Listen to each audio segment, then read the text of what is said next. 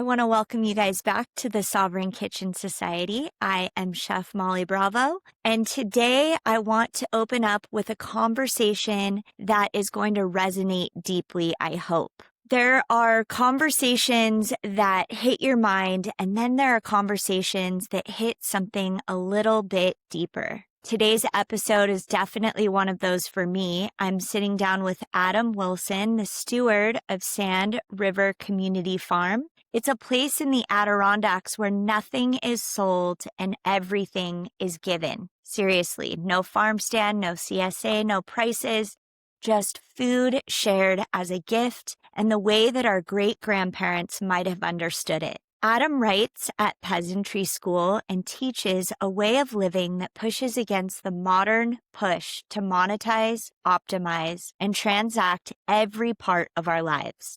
His philosophy, radical neighboring, is a way of remembering how humans lived before the grind culture. And that is exactly why he's here, because sovereignty is all about connection.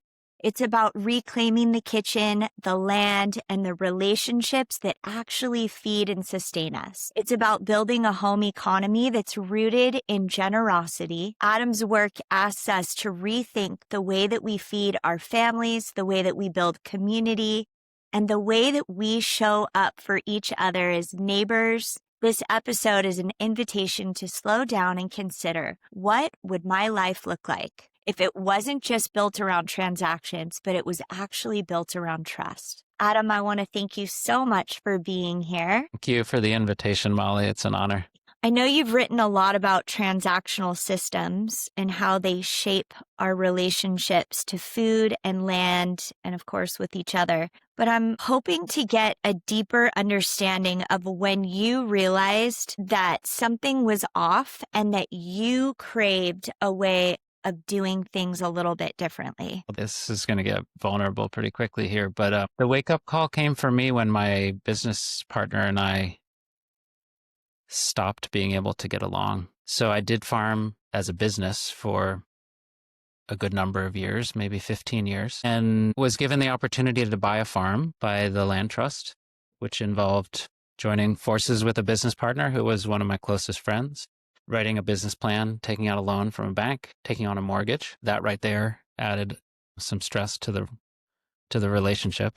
Business partnership and marriage have a lot in common. I mean, I think if you'd asked me a year into it, if someone had sat me down and said, Adam, take a hard look at the deterioration of your relational health, we probably both could have said it right then and there, but we lasted 6 years. And I sometimes describe that chapter of my life as falling out of love with the work that I had fallen so head over heels in love with, which was growing food. Well, really pulling up alongside grassland and ruminant animals, particularly Jersey cows. We were milking and selling raw milk back then. And at some point along the way, during those 6 years, we stopped selling milk because that just didn't pencil out. Everything had to be placed in the sharp and harsh light of the account book. And I mean, if we had stopped delivering on our mortgage payments, we would have been evicted from that land eventually. That's how the market works. That's the starting point for what we call farming. And interestingly, the word farm, just recently I finally looked up the etymology of the word, and was fairly shocking to me, but it perhaps also shone a little bit of light on the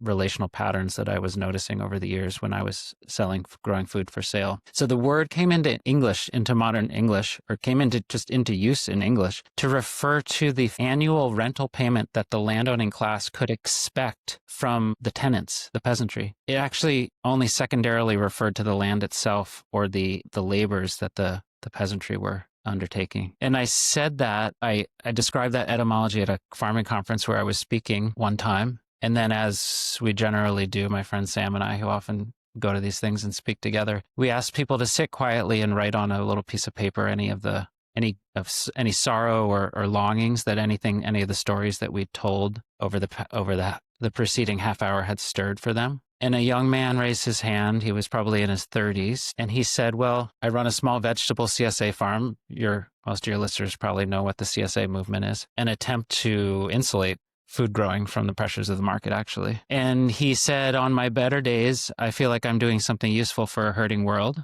But on all the rest of the days, I feel like I'm breaking my body and my land to subsidize the lifestyles of rich people. And the silence in the room was heavy with recognition. And I thought to myself, it sounds like things haven't changed all that much in the couple of thousand years since that word came into use in English. And that's some of the history. It's in the wake of that history that the work that I'm up to begins, I guess. Man, that's exactly where I'm at with my life right now, is trying to figure out, like, what would I be doing this if money were not a factor? Like, would I feel the need to get my art and my message out there as much as I do?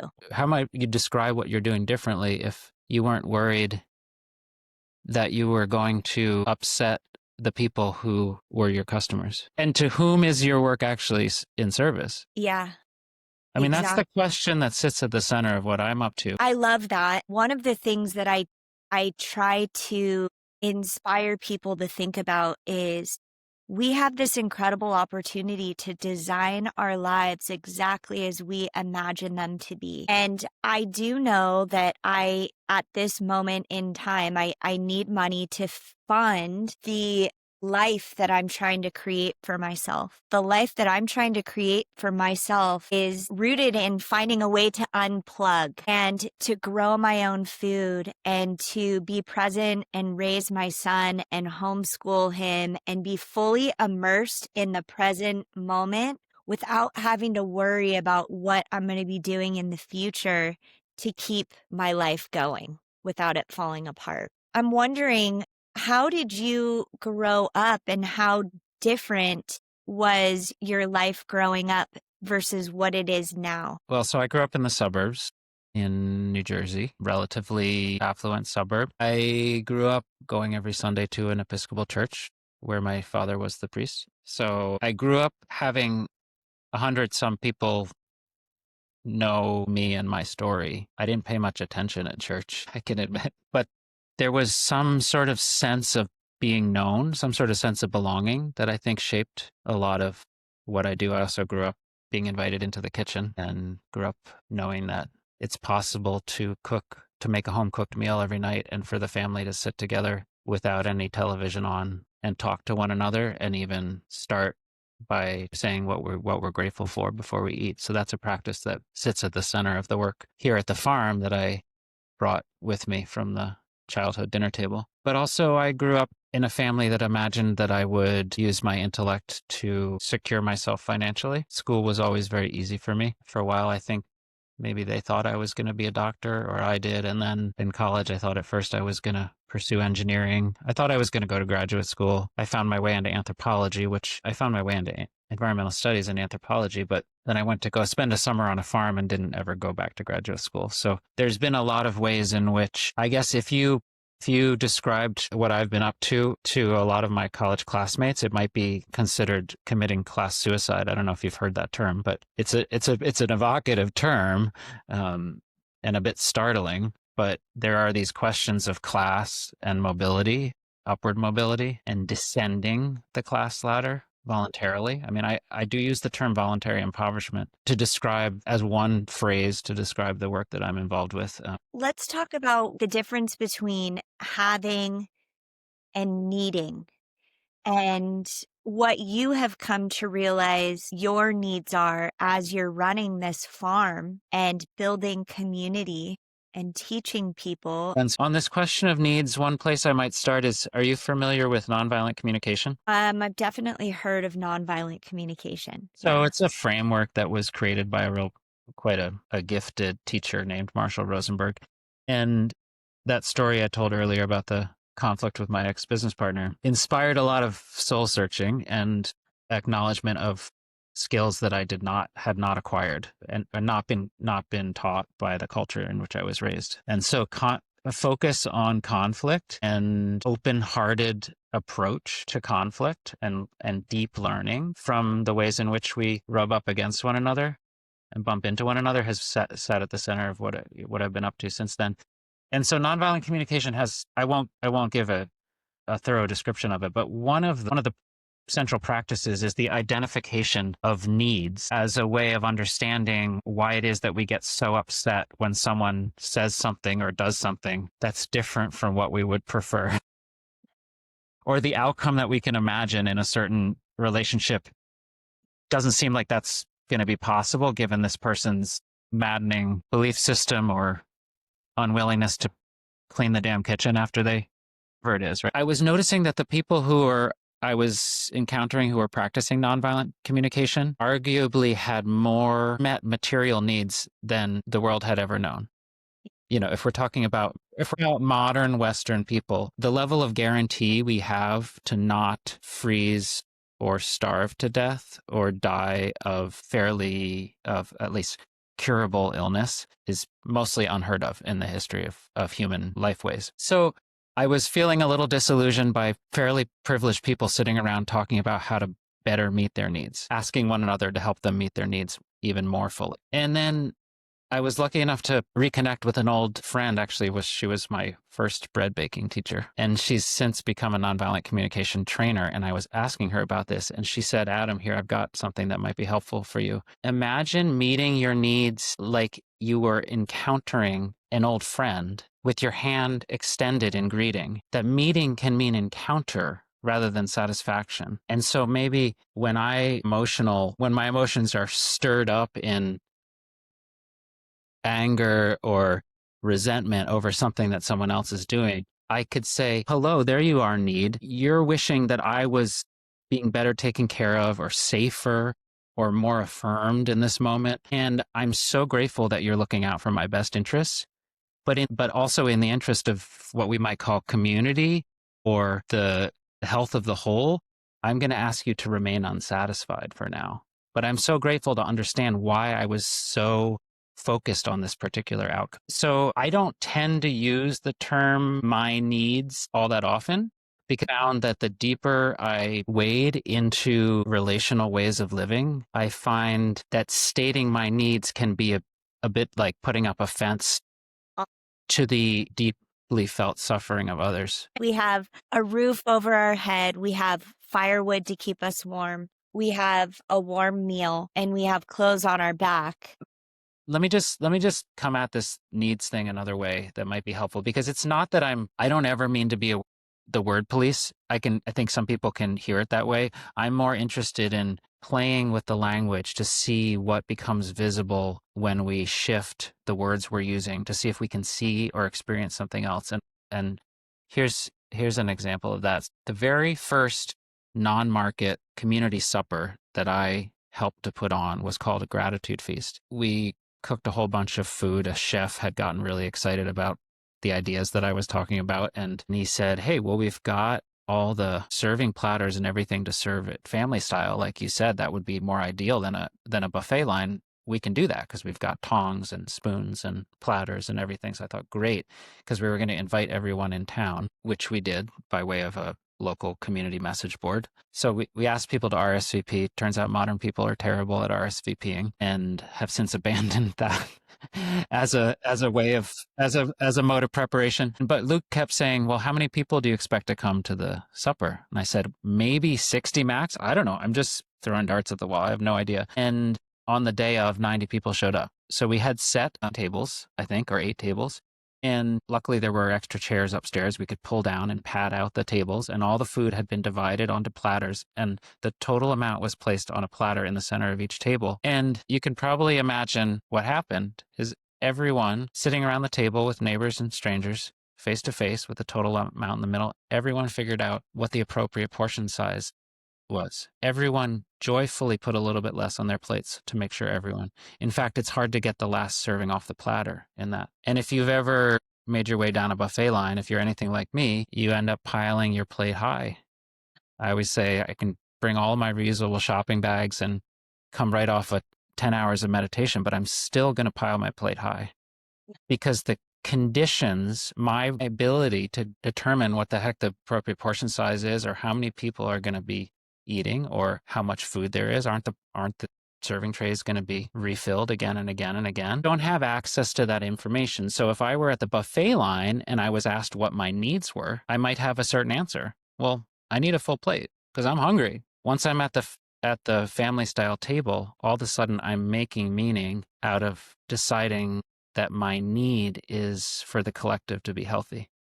I didn't have to give an hour-long lecture on sharing. Everyone just knew what to do. This is inside of us. Was that like a first aha moment for you? Well, and it helped me to realize that the all-you-can-eat buffet line makes a pretty decent metaphor for the grocery store aisle or any store checkout line or aisle. And the family style table makes a pretty decent metaphor for what there are ways, the ancestral village, that could be one way of saying it. For a place where we belong to one another, and also that includes a place where the total amount is limited. It's not limitless, because in the presence of limitlessness, needs expand exponentially. In other words, when I serve, say you and I are sitting across from one another at the gratitude feast, and the platters in between us, when I put a scoop on my plate, that means there's going to be less for you. That's not scarcity. It's actually the way we find our way into a felt sense of abundance. It's sort of counterintuitive, because my decision to take less or more has a direct consequence that I can see. I can grieve the fact that my staying alive means others don't get to stay alive. I mean, we served a lamb at that first gratitude feast who was alive 2 days before the feast, and we made him not alive anymore by way of a knife. And then we slowly roasted his body over coals to absolute perfection. And the pleasure that those humans, there wasn't a scrap of food left after that meal. And there definitely was, at none of the feasts that we ever put on, there was sometimes food left over, but there was never any meat left over. There's a reason humans have feasted on meat historically. For one, if you don't have refrigeration, you better invite all the neighbors over, right? But also because it perhaps is this distillation of the generosity of the world, that food is made available to human beings. The appropriate response of a human being in the presence of that is to feel so deeply grateful that what am I going to do after I get up from the table? Continue to pursue my own self-interest, or am I going to wonder, gosh, what can I do tomorrow to live alongside the generosity that I've just been on the receiving end of? Well, let me ask you a question. What can people do? And do you open that conversation up when you guys are at your gratitude dinners? Because I can imagine that if somebody is finding their way there, they're hungry to experience something different than what they have been experiencing currently. And that when they leave, they're probably forever changed, or like their minds are opened to new possibility. And do you open up that conversation? Good questions. Let me just take a step back and say, early on when I got involved with this work, because I was primarily writing the emails and sending out the invitations, so my name was attached to some of the ideas and the feelings that people were having, and people started to say, Adam, you're such a visionary for bringing this to our town. And I realized that everything I had learned about the work that I was inviting people into, I had learned by going and talking to the oldest farmers that I could find. That's how I learned how to take care of dairy cows, was by going to the barns where the old farmer is bent over at 90 degrees at the waist, still milking the cows, and very happy for me to pull up alongside her or him and ask a whole bunch of questions and listen to a whole bunch of stories. And inevitably, they would tell the story of the time that old Sally broke her leg. And I've turned old Sally into a bit of a mythical character here. Could have been Gertrude or Bob or Patience but so what happened to her when she broke her leg? All the neighbors figured out how to get her cows milked and mucked for 6 weeks until her leg healed up. No one kept track of hours. No money exchanged hands. None of them had an insurance policy. They had neighbors instead. And so the two oldest residents of that town where we started those gratitude feasts, once they caught on to the feast, you can imagine they didn't miss a single one of them. Florence had milked cows her entire life. Ted grew up milking cows and then as an adult took on other work. But they had grown up participating in simple community rituals like that regularly. There was nothing odd about the fact that neighbors were laboring to grow and harvest, slaughter, butcher, cook, serve food, to sing together, to dance afterwards. There was absolutely nothing odd to them about the fact that it could cost $0. And so, the fact that anything that I'm describing is completely improbable, I just tell stories about things that aren't supposed to be able to happen in the world as it is now. And to tell people that these may have been quite commonplace just a few generations ago, and that we could forget that much that quickly is startling and should be a bit alarming to us. So we don't tend to prescribe. I don't actually use the word reciprocity. You might notice the word just doesn't tend to appear in any of the stories that I tell, because to me it gives an image of a reciprocating saw. I buy you a beer, you buy me a beer. As long as we stay right in this little back and forth, it's all going to work out fine.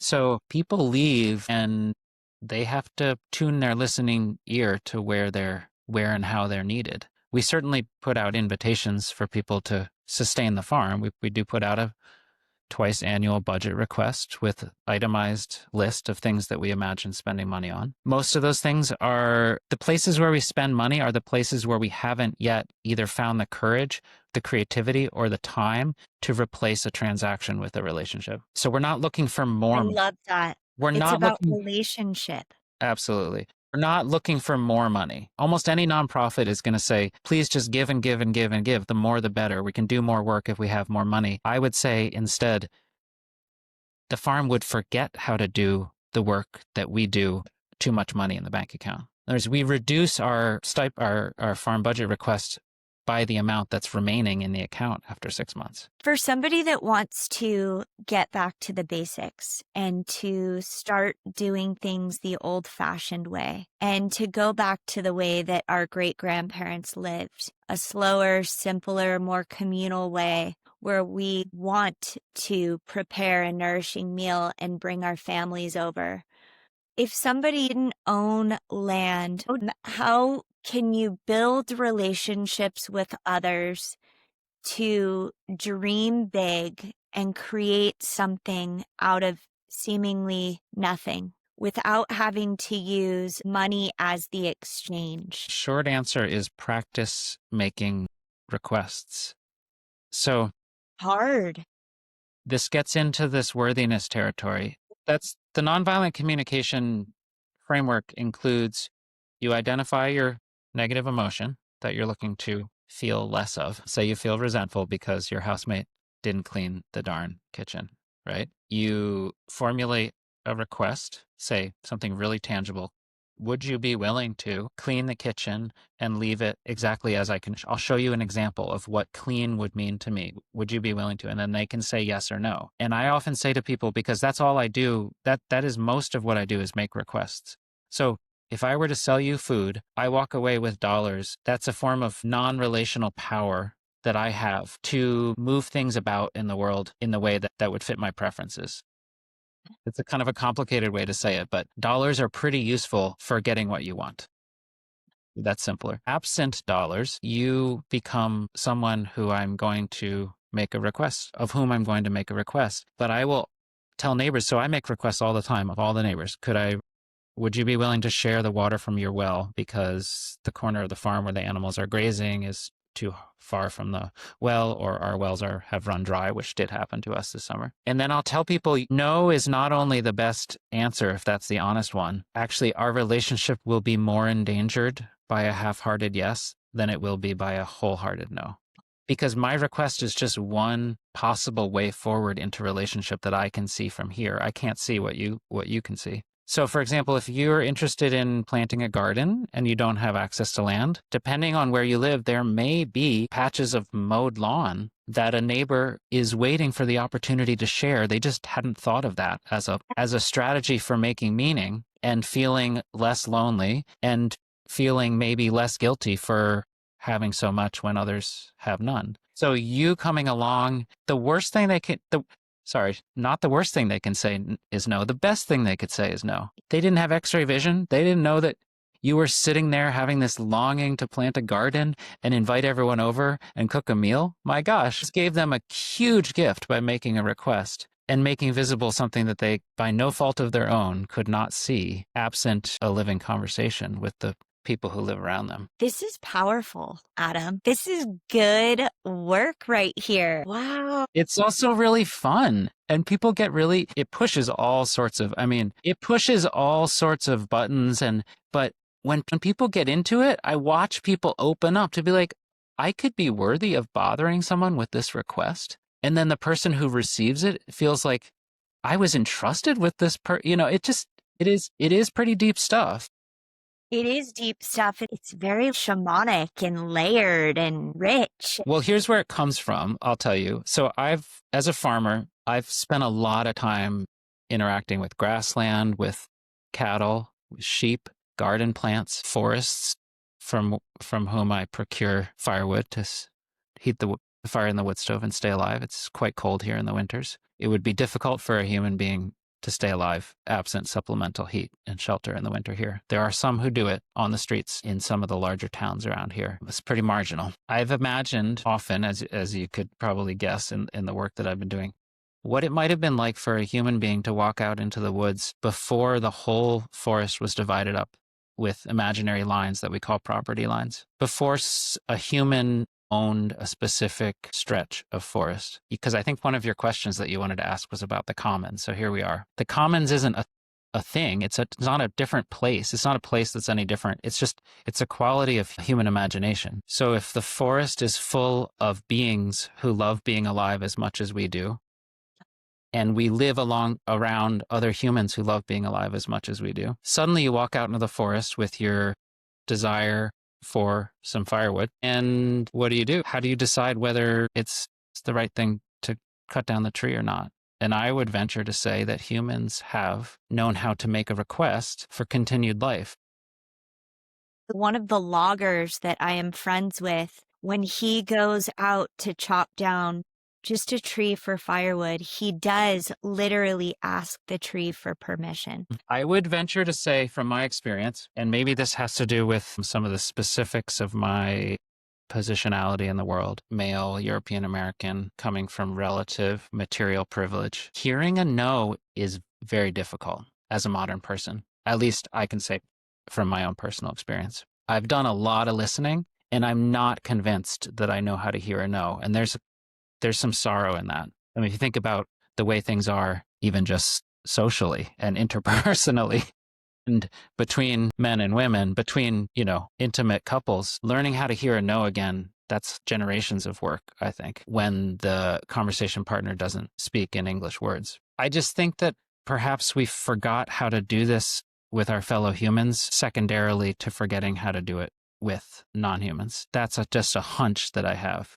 And so for me, I have this feeling that if we can begin practicing this with other humans, what I would call consensual, creative, relational maintenance or relational co-creation, we'll have an easier time picking it up with the non-humans when we're ready to go back out in the woods, not as people who are just swinging a sword, but as people who are interested in entering into relationships. Living in harmony, sure, in all living things. It's really interesting as I've listened to you speak, which has been totally mind expansive. So thank you so much. I want to delve into this work. It sounds like we have created these invisible walls that we haven't even realized that we've put up. And that these invisible walls are created in essence through the property lines that we have somehow made. And that if we can get rid of those property lines and we can realize that we're all living here together as humanity on this planet with all living beings and things, this world would just open right.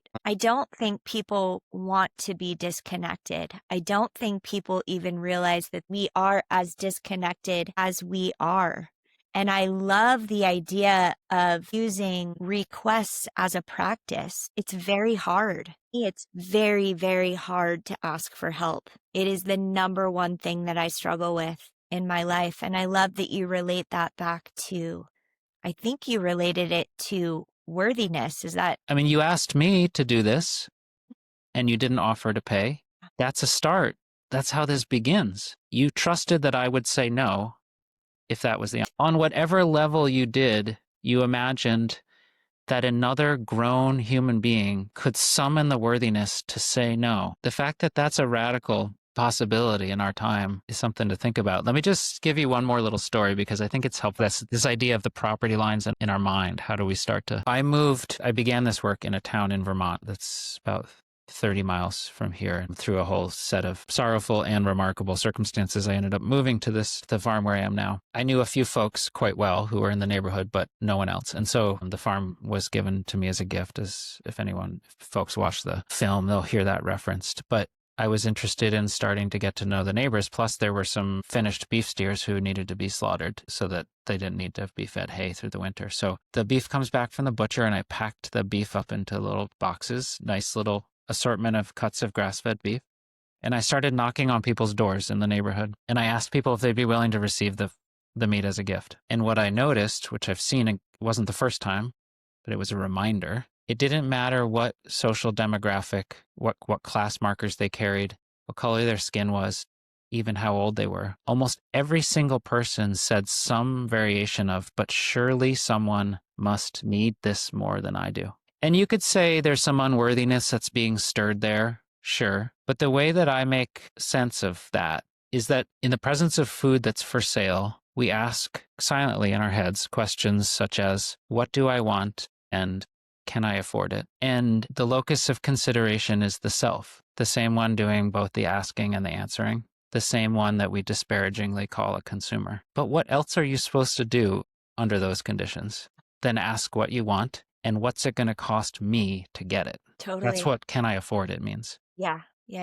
Affording is has become actually, the older etymology of the word wasn't self-reflexive. Affording was something we did for another. It meant more like to provide or extend, like the window affords a view of the ocean. That used to be the way that word showed up in English. When did that shift? It was, I think the etymological dictionary will say 1700, as the market was increasingly enclosing the human imagination, I would say, kind of the height of the colonial project. So in the presence of food that's a gift, what I've seen is that people ask things. Well, for one, they ask them aloud because they're in the presence of another human being who's handing them the gift. Yeah. Right? They ask things like, am I worthy? Or could I imagine myself so? Yeah.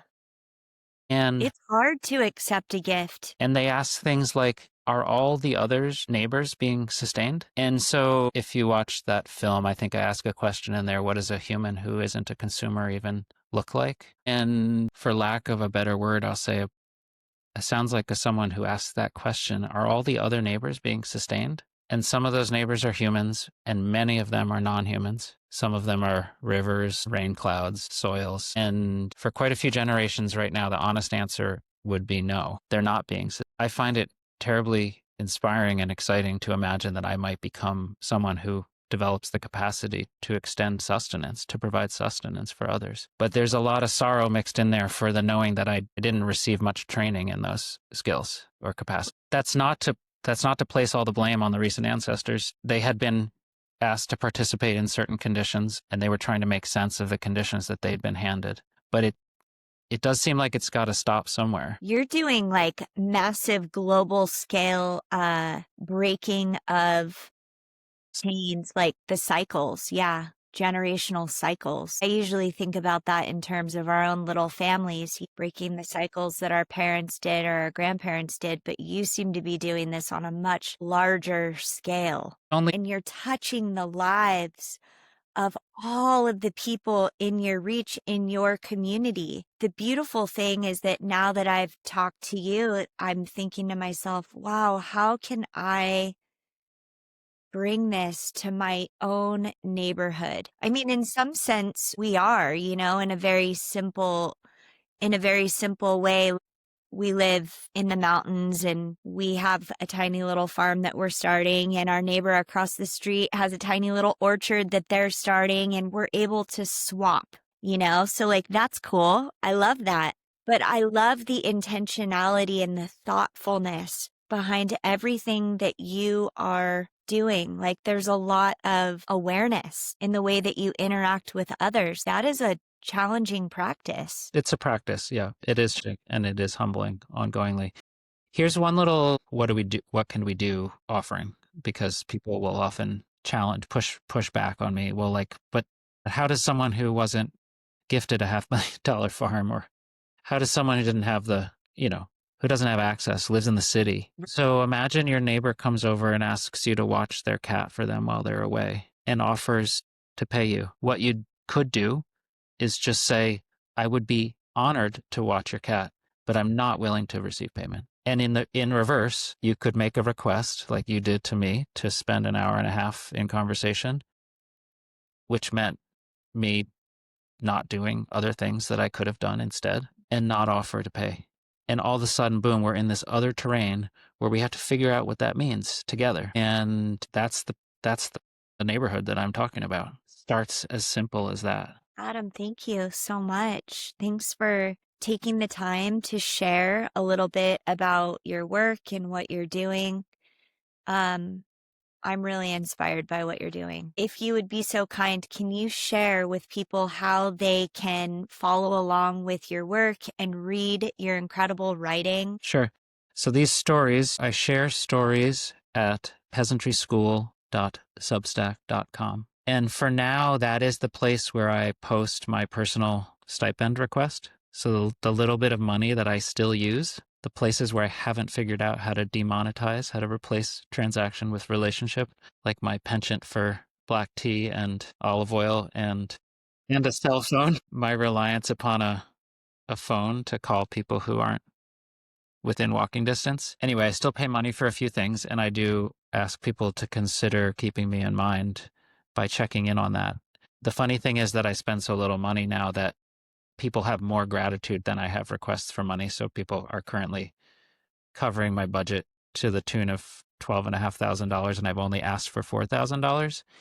And the hosting program has no way for me to turn off and say, pause, don't send more. It's a little bit ironic that I'm sending out my requests through Substack, which is just a hosting program that's really social media that is modeled after market norms. That's going to change in the next 6 months because I have a collaborator here who's digging into how to create a more interactive financial transparency website, basically. And that's how the book will be distributed, with full financial transparency, so that people can request copies as a gift and contribute to sustaining the author and the labors that underwrite the work that's being described in the book. So there's a lot of work to do in that realm. It's not my strong suit, the digital, the techniques of it. But if I'm going to be interacting with people from afar, the techniques make it possible. Thank you so much. I'm inspired by you for sure. And I want to thank you for taking the time. Congratulations on all the blessings that are going on in your life right now. Access to really good olive oil if you need some. Yeah. Maybe I need a direct shipment from California. We actually, the farm is covered in black walnuts and bitternut hickories, and apparently both can be pressed to make a salad oil. And so that's on the short list of exciting farm projects, to imagine that we form a carpet. The nuts make a carpet on the ground. And our squirrel population, that's why the puppy lives at the farm. The squirrels are in number in the thousands, and they all tomatoes and corn and other things. For the next year at least, we'll still be using olive oil to have a salad. But come visit, I'll be able to serve you a salad dressed with hickory nut oil. Yeah, that's amazing. Is that what you're looking for? Is it a cold press that you need? I think there are people who are doing that here in the state, and I don't know what methods they're finding work with those type of nuts. It depends on the kind of nut, how you can draw the oil out. Yeah. Well, thank you again. You guys, I want to thank you so much for tuning in to the Sovereign Kitchen Society. I want to remind you that food is and always will be our medium for connection.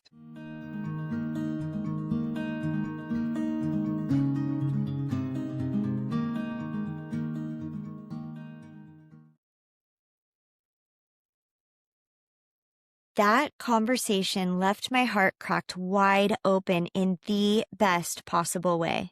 If you felt it too, if something in Adam's words have shifted you, softened you, or reminded you of what actually matters, please do me a favor and leave a review for this show. Reviews are how this podcast reaches the people who are out there craving this kind of nourishment. The women rebuilding their home economies, the families trying to step out of the noise, and the ones that are searching for a more rooted way to live. Your words truly help bring them home. And be sure to follow Adam over on Substack at Peasantry School. His writing is one of those rare things that feeds you long after you've closed the page. If the spirit moves you, support his work. He's doing something courageous and deeply needed. And thank you again for being here, for listening with an open heart, and for walking this path of sovereignty, one choice and one meal at a time.